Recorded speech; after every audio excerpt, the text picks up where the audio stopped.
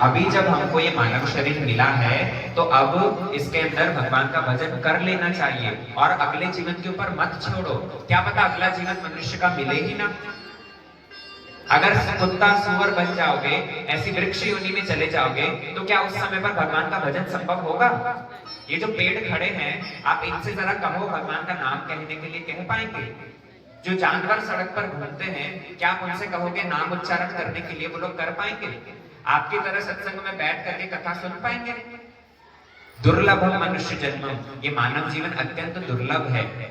प्रहलाद महाराज मानो हमारी सारी लाइफ की कैलकुलेशन सामने दिखला दे रहे हैं। प्रहलाद महाराज कहते हैं, ध्यान से सुनो इधर। प्रहलाद महाराज कहते हैं यदि किसी की आयु 100 साल है, वैसे तो 100 बहुत मुश्किल है, लेकिन यदि कलयुग का जीव अपनी परम आयु 100 साल माने, आधा दिन और आधी रात, आधा समय तो सोने में चला जाता है, मतलब 50 साल तो हमने केवल मात्र सोते सोते निकाल दिया। रात में सोते हो कि नहीं? आधा समय तो हमारी आयु का सोने में चला जा रहा है, बचे 50 साल। आप देखना बचपन से लेकर मातृगर्भ से लेकर 8 वर्ष की आयु तक, 7 वर्ष की आयु तक, तो 10 वर्ष की आयु तक कोई ज्ञान ही नहीं रहता, इसलिए 10 साल वो भी वेस्ट ही गए। बुढ़ापे के अंदर 80 साल के बाद में जब मुंह में दांत नहीं है, पेट में आंत नहीं है, शरीर से ही इतना व्यस्त हो जाओगे, भगवान का भजन तो याद ही नहीं आएगा। इसलिए 20 साल मानो वो भी चले गए, 50 में 30 गए तो बचे कितने? और 20 साल।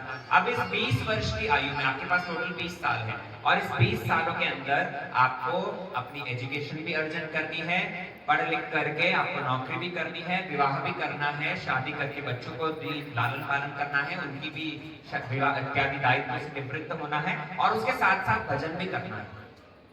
विचार करोगे अगर तो हमारे पास बहुत ही कम समय रह जाता है जहां पर हम भगवान का भजन करने के लिए अपना समय सामर्थ्य दे सकते हैं।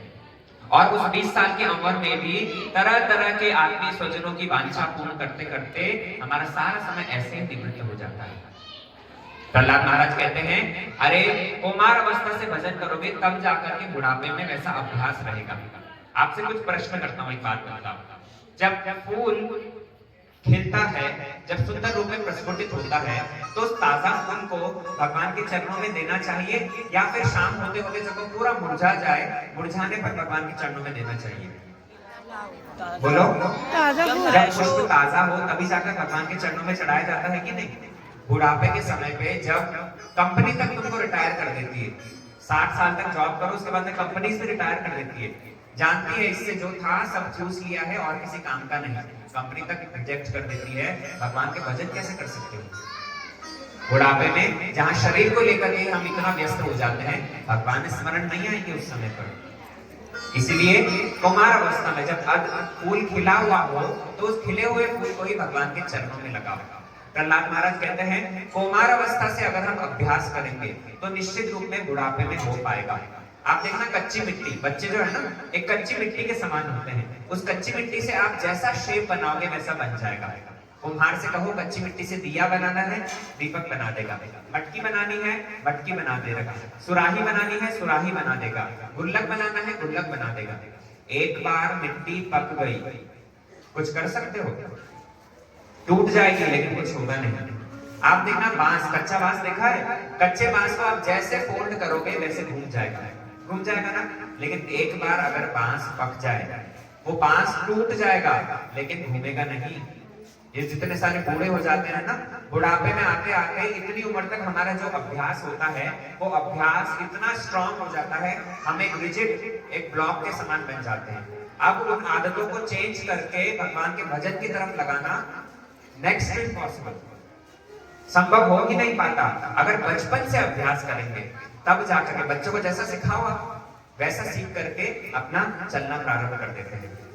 बच्चों को अगर बचपन से ही भजन का संस्कार दिया, निश्चित रूप में वो आगे उम्र तक भी करते करते करते बुढ़ापे में भी करेंगे।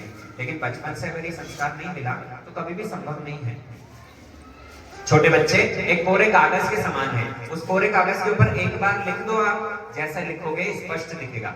लेकिन एक कागज के ऊपर कुछ लिख करके फिर इरेज करो, दोबारा लिखो, स्पष्ट दिखेगा? प्रहलाद महाराज कई सारे उदाहरण देकर